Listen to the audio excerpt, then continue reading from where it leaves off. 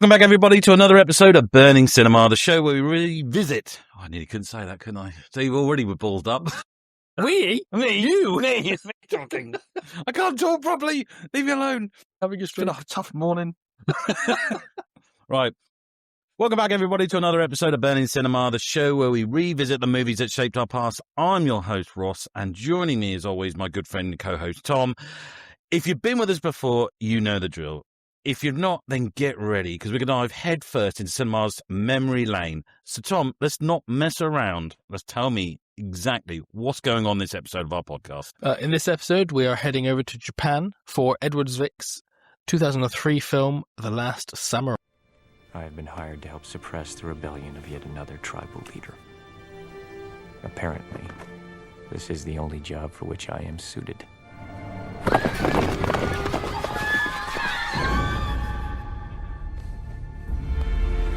For 6 months' work, I am to receive 3 years of captain's pay, teaching Orientals to soldier.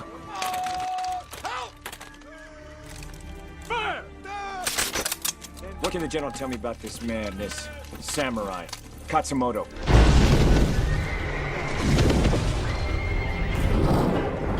We will pay you $400 a month. So what do you say we put the past behind us? Assume firing position! Assume firing position!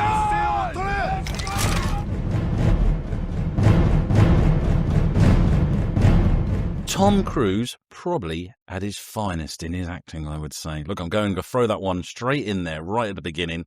But I mean, maybe. I don't know. Find out. Controversial. Yeah, so this tells the story of, well, we've got a disillusioned captain, and that's Tom Cruise. He's an American Army captain. He's haunted by his past. He's brought back into service, isn't he? To train the Japanese modern Imperial Army. I've got written down here. And I'm going to say right from the beginning here, my knowledge of Japanese culture isn't very good at all. Probably I would say yours is a little bit better. So I forgive anyone out there. There, no offense if I get anything wrong and I can't pronounce anything. However, he is kidnapped by a group of traditional samurai, hence the last. He is then taken to a very lovely mountain village, may I say. It was lovely, which we will talk about there as a lovely little bit of a destination. There's a code of honor, there's discipline. And Cruise's character embraces all of this, but now the government is closing in, and Cruise must choose between the former alliance or his newfound ways with the samurai. And that's basically it, isn't it? He's pretty much summed up. Yeah, man turns up to help the army, decides that the army he's helping probably not that great. And then thinks, well, hold on a minute, the bad guys might not be actually the bad guys. Is it like Stockholm Syndrome? Kind of, isn't it? Yeah. Which we will talk as we go along. But certainly our main character in this is Mr. Cruise himself, isn't it? The small-statured man who, I mean, couldn't do anything wrong, could he? Let's be absolutely honest. It seems not. He certainly... When did this come out? Sort of 2003. 2003. So sort of before that, Mr. Cruise had, well, probably since 1992. I will go into a little bit of history for you, Tom, which you probably already know, but just for our listeners anyway. So from 1992, he'd done A Few Good Men, Interview with a Vampire, Mission Impossible, Jerry Maguire, Eyes Wide Shut, Mission Impossible 2, Vanilla Sky, Minority Report, and then Austin Powers, Gold member, just before this, which you think that's a good run, isn't it? It's pretty impressive. Over nearly 10 years and continues to crack those big movies out. And it gives me the impression, certainly at this time, that he is a big bankable character, isn't he, on this. And with The Last Samurai, it was a kind of sidestep in what he was doing, because I think he'd come off the back, hadn't he, of Mission Impossible and Mission Impossible 2, so he'd cracked 2 of those out. He had. And obviously now he'd gone down I can only but describe the Kevin Costner route, really, isn't it? the kind of Dances with Wolves. I mean, it's got parallels to it, hasn't it? Yeah. And so we deep dive? Let's deep dive. Let's go for it.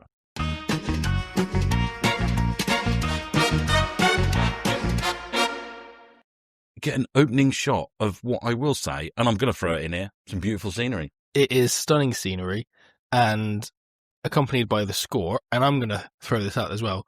This is probably my favourite film score. Wow. I think the music, I mean, Hans Zimmer is obviously very good at what he does. Yeah. Very, very good. But I don't know what it is.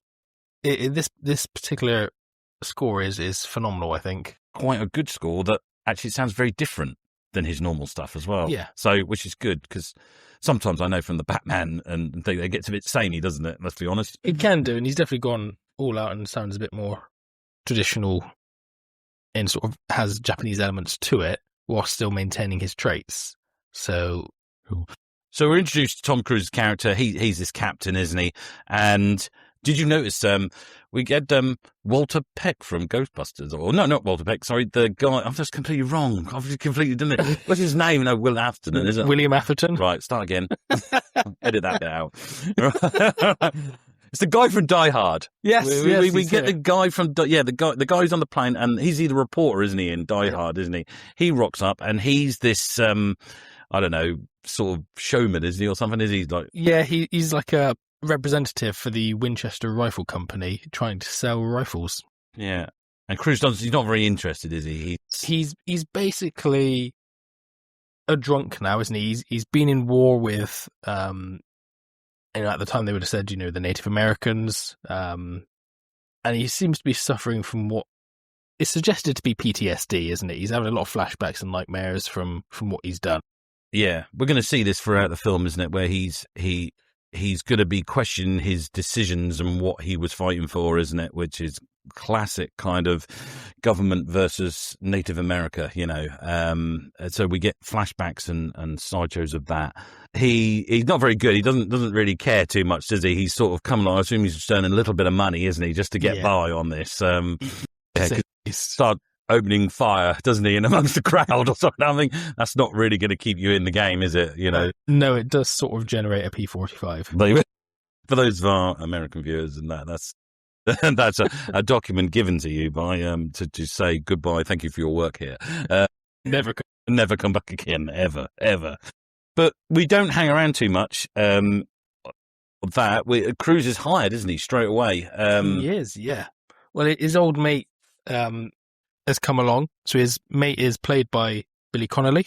Yes. And he's offering him an opportunity to go to Japan, meet with some other people, and essentially train the Imperial Japanese Army to make them more modern and westernized. Billy Connolly, I love the man. But was he putting a voice on, or was he doing the Scottish accent, or was he trying to do something? I couldn't work his accent. He's meant to be Irish, isn't he? Yeah, I think so, meant to be, but I think I felt that a little bit along. Old Billy couldn't be bothered after a while. His character's name was unexpected. I mean, Zebulon Gant. Jesus. I don't know any sort of traditional Irish names. I don't know if that comes along them at all. No. Because, unusual. Yeah, I mean, I would imagine you hire Billy, don't you? Because he's a Scottish... Yes. He's a Scottish man, isn't he? Well, Hollywood has a habit of doing this, hiring Scots to play Irish and Irish to play Scots. So he's hired. He's hired for a price of $400 a month, which is quite phenomenal. It's to train the Japanese Imperial Army. That's a lot of money.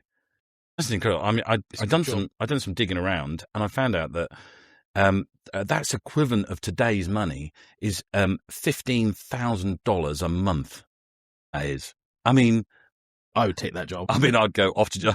I would already be on the train. I've got to be honest with you. I'll be like, I'm already here, mate. I'll pay for my own ticket. The train to Japan. Yeah, no, I've got a long train. I mean, we'll get a multiple train, probably some boats along the way. Maybe it's a boat train. I don't know. Boat train. Oh dear. Yeah, so that was a lot of money in 1876. So obviously he takes up on that.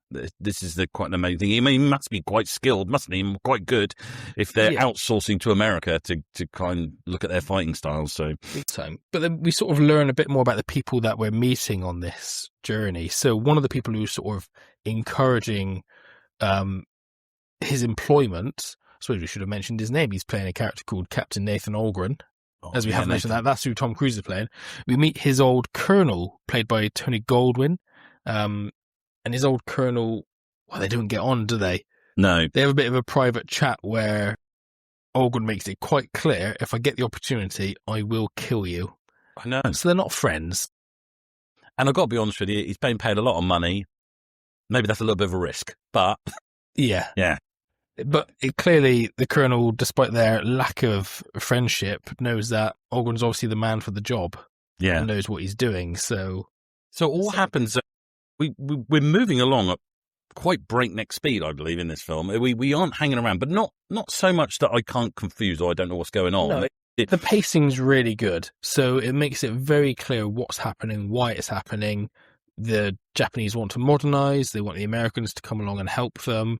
And the Americans want to help them because if they do, they're going to get trade rights to trade arms with Japan. So it's all about, it's just, as all the bad guys say in films, it's just good business. Just good business. We've heard that phrase many times. Yeah. Yeah. And like I say, and before we know, we are in Japan, or certainly make our way into the harbour, didn't we? And we're there, which I get the sense that this is where we want to be in the film. We don't really want to be in America. We don't want to be anywhere else. This is the whole point of the film, is to actually be here in Japan, chewing the scenery and doing what Tom Cruise needs to do. Now, he meets Timothy Spall, doesn't he? Who's a fantastic actor, British actor, been in many times, and he's some kind of translator, isn't he, or something? Yeah, he went over there and just sort of ended up staying behind, really. He likes it, he liked the culture, and he sort of found a bit of a job, a bit of a niche where he sort of became a bit of an expert to help educate Westerners on the ways of Japan and how to do things properly. Tom Cruise inevitably has to meet, obviously, the Emperor, doesn't he? And he does.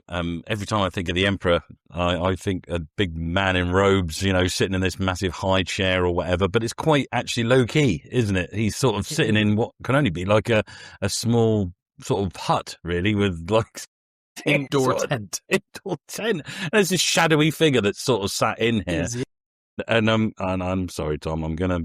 This is my first issue I have with our Emperor. So he sits in the shadows there, and he comes out, and I've got to admit, he's a bit of a disappointment. He comes out and he's this little fresh-faced he was a young man, yes. Man who speaks with a nice little high, squeaky voice. He does have a higher pitched voice. And I was a little bit taken back by that. I was thinking, I don't know, I was thinking of this gruff man or something, like, who didn't say a lot but we've got some guy from IT popped in and having a bit of a chat with us about what he wants for his country. Because he is meant to be quite young, but this is meant to be Emperor Meiji. Right. And in this film, he's played by Shichinosuke Nakamura. I'm glad you're doing the pronunciations, because I've got no chance. I might be getting them wrong, but I'm trying. Yeah. But well done. Yeah, his voice definitely took me by surprise when watching it, but he's not got a lot to go on in this film. No. Like, the role of the Emperor, despite being, the man who's employing everyone, and that essentially you've got this pyramid of why everyone's involved in this film, he's at the top of it, but it also gives him a very small part. So he's sort of almost like, he's met Tom Cruise and everything, and we're going to get training, aren't we? We are, and I did some research, and one of the things I found out was that apparently the Americans actually never helped modernize the Japanese army. So this is where there's been a bit of creative twisting of the story. Yeah. The main military that was involved in it was the Prussian military. All right. Which was, back in the old days, was a sort of a collection of countries. It's not the same as what they're today. I wonder if that was the basis of it, wasn't it, or something? Could well that maybe that, they come up with the thing, think, well, we'll do it, but just obviously switch countries and stuff. And yeah, I think it's Hollywood, isn't it? They sort of got to have a little bit of creativity to sort of try and sell the story. Yeah, why not? I think the French army were involved as well in modernising them, but yeah, there we go, a bit of a change, play on events. Cruise has been given this job, and he's started to train the troops, and we get some scenes, don't we, where they're not very good, are they? They're sort of shooting and loading and not very good at aiming. And yeah, it's definitely, Billy Connolly and these characters making fun of them, and the fact that they can't hit anything to save their lives. They're very new to firing these rifles that they're using. Tom Cruise's character, and sort of, what are we working with here? Like, training them. They've never, they've only just been born and they don't know what they're doing. I mean, I have that problem every day at work, I've got to be honest with you. Who am I working with? What's going on? But there's sort of a bit of pressure gets put on them because they're told they've got to train the army up quickly because they've got to go and fight the rebellion led by Samurai Katsumoto, who is in the film played by Ken Watanabe. Oh, we'll get to him, yeah. But that's sort of the backstory is what it is. He's leading this rebellion against the modernization of Japan. And we have what is probably our first action scene, isn't it? It's kind of like a weird sort of mountain, foresty kind of Very place. misty environment. So we got there and we get our first scene of our samurai, don't we? We do, and they've sort of been sold as, just being savages who use bows and arrows. They don't use firearms, which is inaccurate for the actual time this happened. But obviously there was a bit of creative, from my research, sort of the creative elements of the film was they wanted to not give the samurai firearms. They wanted to give them sort of traditional armor for 250 years before the film was set to emphasize the historic ways of the samurai and sort of put that point on a bit more of a focus. Right.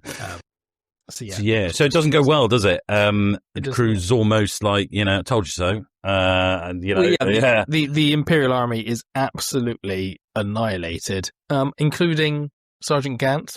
Billy Connolly gets butchered in all of that. He's gone. That's it. Yeah. He didn't last very long, did he? Yeah. He did not. No, he obviously had other stuff to do in real life. Yeah. You can have me for 20 minutes and that's about it. But he's gone now, sort of thing, which is a bit sad. And Cruz is taken hostage, isn't he? So he is, I mean, he's badly wounded. Yeah, we go to this, it's a mountain village retreat, isn't it? It's very nice. If you love the scene. I mean, I would pay money to go there. Never mind about anything else. Are they taking people to move in permanently? I know. It's really nice. Yeah, we've got, and it is probably a very stereotypical, isn't it? Sort of, Japanese sort of village where we're in the mountains. It's nice. It's lovely. We've got all the huts and the wooden floors and all the stuff. And it's everything that you would think if you don't know their culture. This is everything that you would go, I know exactly where I am and I know exactly what this is. Which is weird because I'm pretty sure this was filmed in New Zealand. And that's what my next thing would be. Normally when we look at those stuff, don't we? It's a bit like, was it the Batman ones? It was filmed in Glasgow, wasn't it? And that was our scenery for, American Gotham, and you go, I see. It's not very flattering to Glasgow. I would just stay there. It'd be quite nice. It is very peaceful there. Yeah. And I think that's what they're sort of trying to sell is that, you've got the hustle and bustle of the growing cities and the westernization.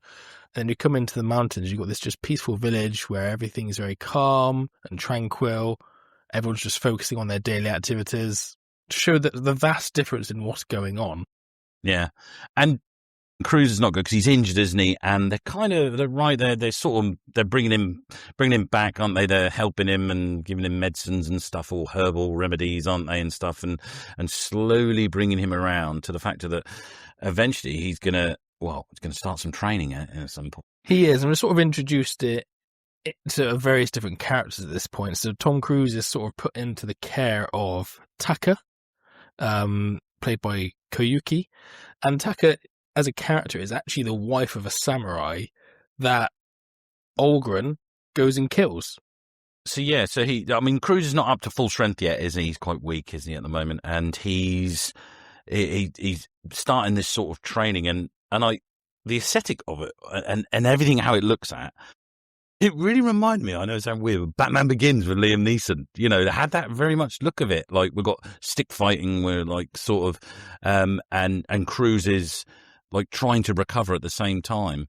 I always wonder if Chris Nolan had watched this and gone, I kind of like some of this. I'm going to use it in my film because. and Ken Watanabe turns up in that film, doesn't he? He does as well. Yeah. Maybe. Foreshadowing stuff going on there and in other films. But it's nice to see it's filmed outside, may I add. I think we've covered this a couple of times, haven't we, on some of our stuff, and it becomes the theme where we just go, isn't it lovely being in a street or being in the woods and having a moment and someone's just put a camera on the ground and starting to film two people talking. And we have got some scenes. We've got some scenes where they walk through some of the towns, haven't they, and the harbour and everything. And you clearly know that some of that in the background is CGI built and stuff. Yeah, but that's more because it's a necessity. Yeah, but it doesn't take you out of it. And because majority of it, we are in a wood, we're in the in a house somewhere or whatever. It could well be a film set. We don't really know. But the point being is, it certainly looks like it. We're there, and we're sat there. Yeah. And do you know what? Probably knowing Tom Cruise, he would want it, wouldn't he? He'd say, "No, we're going up there. We're going up a mountain. We are going to," just so he can get his climbing kit on and go dun dun dun dun dun. That was my Mission Impossible theme. Yeah, we won't go back to that. No. So at some point, Tom Cruise, and I wrote on down here, has a lovely hot spa, might I add. He does. There is some lovely little sort of mountain spa, natural spring thing, yes, that's going on. And you go, "Cool, that looks really nice." And I think, if this, at the end, if it could said to you, "Would you like a book a holiday here?" or something like that, I would have gone, "You've sold it. This is literally sold. If this was a real place to go to and it was a holiday destination, people would be booking up. They would. They really would." Oh, massively. it just, the whole time he's in the village, no matter what he's doing, it just screams beauty. That was lovely, fresh cut lawns. Yeah, not a lawnmower to be seen inside. It's just all tidy and very colourful. Mind you, they've got their samurai swords, haven't they? So they would probably cut the grass with the samurai swords. I'm not sure that's what they were for. Swishing them around like, "Oh, don't worry, I've got this covered." Dude. Like maybe the kids, early little samurais, can do grass cutting and pruning and treeing and general agricultural stuff. I don't know. There is echoes. We mentioned before, Dances with Wolves, even Avatar maybe as well. I mean, they all came after, well, certainly Dances with Wolves was slightly before Avatar afterwards. They're all very man or woman who is slightly segregated or doesn't know, comes from a different culture, comes to another culture, learns that culture and realise actually they're not that bad. They're okay. It's history, isn't it? Echoes of our own history as well at the same time. But it certainly doesn't take anything away. And when we get to the action stuff, I mean, how do you feel about the action in this? I find it slightly dated, but not in a bad way, if you get what I mean. It's very much, at its time, the action would have been peak. It's a tough one because nowadays, we are used to everything at 100 mile an hour, aren't we? And we are used to that sheer... if we can have an explosion somewhere along the line, we'll have one. Or, we won't just have a fight in a house. We'll make sure someone goes through a window and then climbs out on the roof and then, the house has collapsed, doesn't it? And I'm just making that up, but like that is literally how things happen, don't they? And because it's almost like we want more. Like we can't just have a man sword fight. And that's the end of it. You can have a man sword fight. You just need to choreograph it right. And I think in this, it is. The choreography in this film for the fight scenes is really quite something. And the intensity of which they're fighting. I mean, Tom Cruise spent about nearly 2 years learning swordcraft for this film. So there is that level of they wanted to get things correct. They wanted it's sort of like, if you've ever seen the makings of Star Wars Episode 3, the level of... Enough of you got to start. We're going to cram this in somehow or another. I like it. But the level of rehearsal and practice and choreography that went into the lightsaber fights for the duel between Obi-Wan Kenobi and Anakin Skywalker was so intense because they wanted to get it right so it felt real, like people knew these people are masters at their craft. And they've done this again for The Last Samurai. Yeah, it looks good. They want to portray it as well as they can do. The filmmakers going to the absolute maximum to make it look like, Tom Cruise becomes a master swordsman. I think that's the thing is that when you go back to this, bearing in mind nearly over 20 years old nearly now, you sit there and you go, yeah, this is good, and I'm certain we look at it through different eyes, but I would sit there and go, wow, this is a phenomenal sword fight. This is very clever, and I can see how it's done. However, I could understand why later generations might feel this like maybe a little bit boring or a little bit like, because we've been treated to we've been overexposed and we've been given cake, haven't we? And everyone's eaten it. And everyone's eating it, and we're all full and fat from it all. And we don't want any more cake. I don't. I quite like this. I like this, like lower. However, saying that, I feel I would have liked it to have been a little bit more like Enter the Dragon kind of style. I think there was maybe opportunities to look at. Maybe they did. Maybe that is the way why it is. They wanted to meet that sort of halfway house. But if you look at Enter the Dragon, Bruce Lee, and those kind of films, I mean, he obviously was the master at doing it, you know, and it's choreographed so well. Some Jackie Chan stuff, you know, from years ago, really good. But then it's a difficult one because I think then you'd probably lose. The Last Samurai it's a serious film, and let's be honest, there isn't very much comedy in this, is there? There is almost, I'd probably say, zero comedy in this. There's that tiny bit. So after all of this, essentially they go into sort of the modern cities to go and speak with the Emperor, return Algren back to his job and Colonel Bagley, and they learn a lot of things have changed in this time. So he's been in the village for many months over winter. The Imperial Army is now quite well trained, better equipped, better uniformed. There's new laws against the samurai. A lot has gone on. Cruz is there, and they're kind of weirdly, are they not very happy with him, sort of thing? They realise that he's sided with Katsumoto. So Omura sends assassins to go and kill Algren, but he bests them all. Which again, I was a little bit iffy about, because I know Tom Cruise anyway was an accomplished swordsman in terms of his character in the American army. And obviously he learns the ways of the samurai. But he's surrounded by 5 people who are professional assassins. And clearly have got some level of sword training because they're all carrying their swords.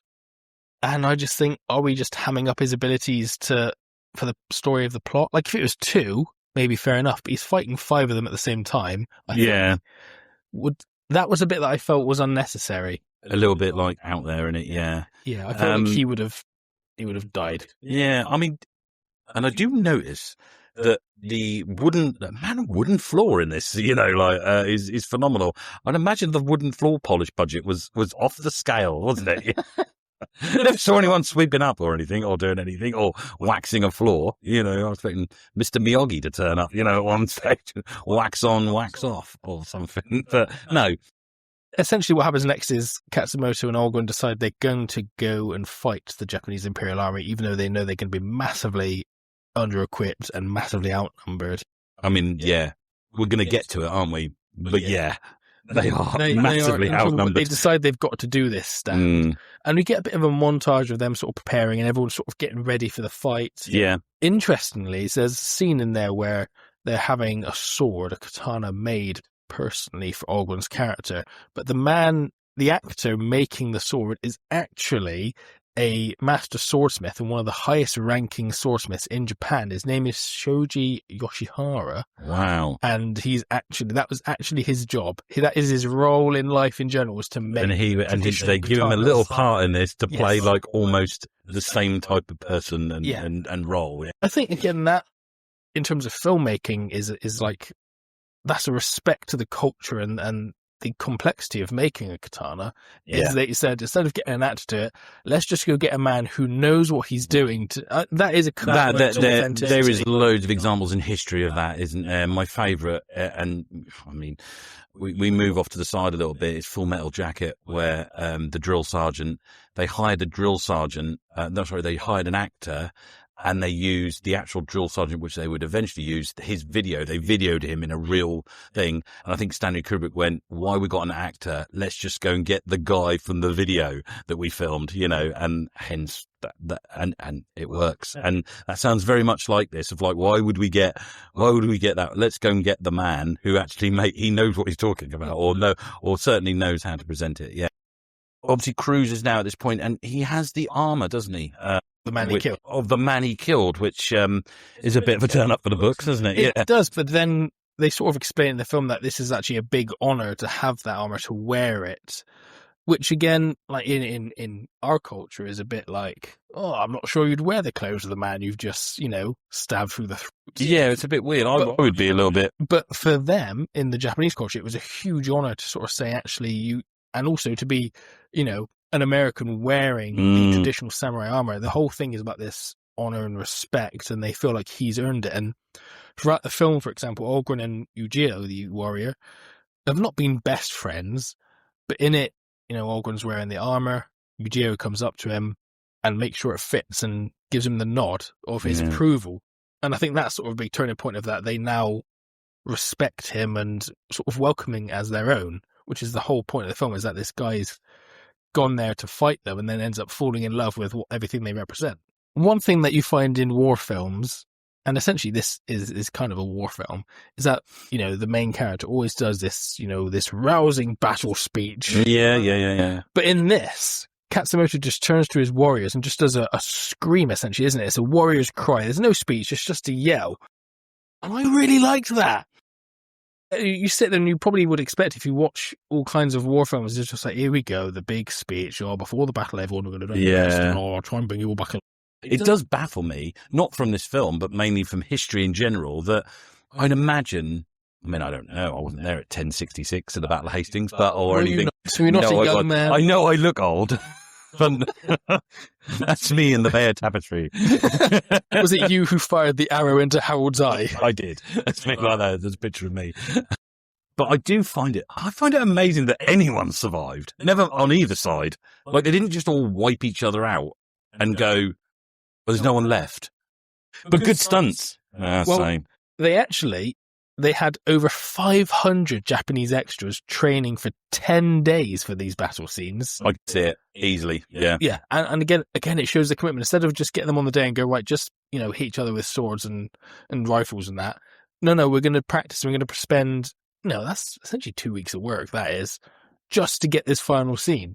They probably wouldn't have done it over the weekend. Anytime I see a stunt where someone is coming off a horse, nowadays I think they CGI it a lot, don't they? Because they imagine they're up against it with animal cruelty and stuff and things like that. And there's only going to be so many times you're going to make a horse fall on its side and without it getting either hurt or... Well, talking of horses and hurting, I don't know if you've seen this bit, but when they sort of ride, they have their negotiation and then they ride back to the Japanese samurai army, Tom Cruise gets off his horse and his horse actually kicks one of the extras in the groin. I think I've seen that I didn't see it in the film. Hats off. The superstar of this whole film is the Japanese extra who got kicked in the plums by a horse and stayed standing. He won't be able to tell his grandchildren because he definitely won't be having any. But, fair play to him for that. Well, there we go. It's essentially over. The Emperor comes out and, oh, God, that man just annoys me. He just, I thought he was going to sludge some apple or some sort of, devices or something. What a nerd. The Emperor nerd. That's what he is. Sorry. It just annoys me. We could have found I wanted someone else.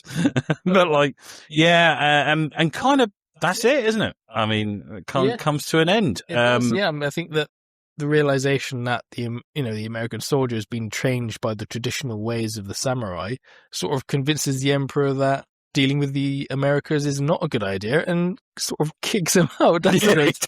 Yeah. And then his beloved right-hand man, Amura, is put into shame. Yeah. Because he realizes, actually, you're a bit of an ass. Yeah, you're terrible. We're going to get rid of you as well. Yeah, you can go. So there we go. The whole film is sort of essentially, it's all based on true events in history, but very much simplified and made easy for a film audience. But there we go. It's sort of telling the story, and there it is. The samurai over. Yeah, that's lovely.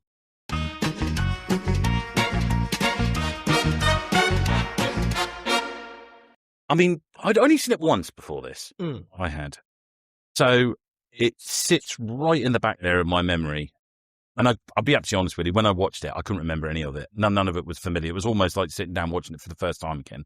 So I'd seen it once. And one hit back in 2003. I believe this should have been Cruise's big hit. This should have been Cruise's Oscar winner. Yeah. All singing and dancing. Maybe that was the task in hand. Unfortunately, I don't think it does quite deliver on that level, unfortunately. It's weird because Tom Cruise is very good in this. And in terms of big hitters, I think it was Edward Vick's most financially successful film. It was also his most expensive, but it was most successful. But despite all of that, I feel, and as good as his performance is, Tom Cruise in this film, I think he's completely overshadowed by the performances of everyone else. I mean, Ken Watanabe steals the show. What a phenomenal performance he gives. For me, if I'd not seen the poster, which is very Tom Cruise heavy, it's just him. Yeah. There's no one else on it, is there? There's just like a massive head of... Actually, he isn't. I feel that he's sidelined in this slightly. He's the main actor on the poster. I mean, it's probably a Tom Cruise production as well. It's all very Tom Cruise. This is what it's all about. And the poster sort of sells him as being the last samurai, but the term is actually used plural, and it's meant to represent the warriors in the final battle are the last of their kind. Yeah, there are talks that it's meant to be Katsumoto. Yeah, but it's actually meant to be the warriors in that final battle. They are the last samurai, not Tom Cruise. But when you watch the film, if I'd not seen that poster, the DVD cover, whatever the thing, all the promotional stuff, and I just went into this film, I would go, Tom Cruise is the storyteller in this. He's us. Yep. Having to be told about what everything is, and then we're going to meet our main character. Absolutely. And then I think maybe Cruise, is he a victim of his own success in this? I think has he gone, because he's obviously got a lot of hand in this film. Has he turned around and gone, oh no, I love this, I love these actors, I want them right at the front, and he sort of almost sidestepped himself a bit. Tom Cruise, I think he might even struggle to be in the top 10 best actors in this film. I know. And so that's a shame, because when you look at this film, that's how this was always sold to me when I was younger. And when this first came out, I always believed that, like, Tom Cruise, this is Tom Cruise's equivalent of, like, you're not doing, because he'd done Mission Impossible. We know they're just action films. Yeah. He'd done some comedies, some other bits and pieces. Yes, he'd done Vanilla Sky, Magnolia and stuff like that, who were directed by all well-known directors. But it was about the director in them films, and Tom Cruise very much to me was just a name in it. But when this came along, I always felt that, like, well, this is Tom Cruise's. This isn't anybody else's, which draws us very, very closely to our official flame rating of what we believe. Is it hot or is it not? Is it still burning, or has it been sliced in half and burning its way out to sea? So I went with pretty standard in the middle 3 flames. I did, yeah. I kind of liked lots of aspects of it. I like the scenery. I think we've gone through most of that. I like obviously some of the acting, certainly of our Asian actors in it. Absolutely wonderful. But it just trims off the edge where I just sit there and think it's dated in the fact that there's not much to return here to, I would say. I'm going to slightly clash with that. Well, I gather that. Because for me, this is a wonderful combination of superb top-level acting, great direction, wonderful writing, the score is beautiful. I think they've really gone all out with it. And sure, it's not without flaws and little things here. Building us up here, Tom. For me, I have to keep it as a 5. Whoa! I have to, because I watched it again for the purpose of the podcast, and I finished watching and went, I could watch that again quite happily. Yeah, so there you go. The Last Samurai. Cool. That was serious, I felt, didn't it? That was really serious. It's Tom here, like, laughing his head off at me. No, it is, yeah. And so we're coming to the end, aren't we? We sort have of script. One more film with which to watch, and it is your turn to decide. Mine. So what? I have an absolute classic for you. Oliver Reed, Charlton Heston, and a cast of greats of the 70s cinema. So what ends our sort of script theme is The Three Musketeers. The Three Musketeers, the most read book in the world after the Bible. Filmed with a cast that dazzles the screen with their brilliant performances.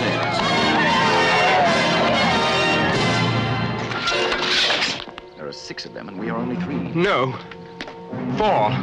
What is your name, youngster? D'Artagnan. Athos? Porthos, Aramis, and D'Artagnan. Forward! One for all for one. The Three Musketeers. Now, this is the 1973 version, so we're going way, way, way back. We are. I might start scrapping the trailer clip. I've got to be honest with you, listeners, as you can say, that was awful, wasn't it? But hey, there you go. Might try soundbite next time, never mind, or It's- something like that, it's you know. the evolution Unfortunately, of the further we go back, the more difficult it is. But it's weird how trailers have evolved. Oh, Isn't it? massive. We go from like the older films we're reviewing, where there's literally no trailer. No. So trailers now tell you the whole film I know. before you've even got there. Yeah. And this one, yeah, a full voiceover and everything. Anyway, so that's all we have time for, I think. We're coming to the end anyway. That happens in a couple of weeks' time. You can visit that on a week on Monday. YouTube is our normal channel where you can find us, Burning Cinema Movies. We're there. You can also pick us up on the Instagram, Tom, isn't it? Yeah, we do have an Instagram page. We do have that. Yeah, you can pick up there and you can have updates and stuff on there. If you want to watch some of the old shows, the podcasts and anything else that we've got on there, shorts, they're all on there and everything to have a look on. Have a look, have a comment, click a like, do all the things you would do on YouTube. And that's all I've got to say. And all I will say is it's goodbye from me. Yes, and goodbye and arigato.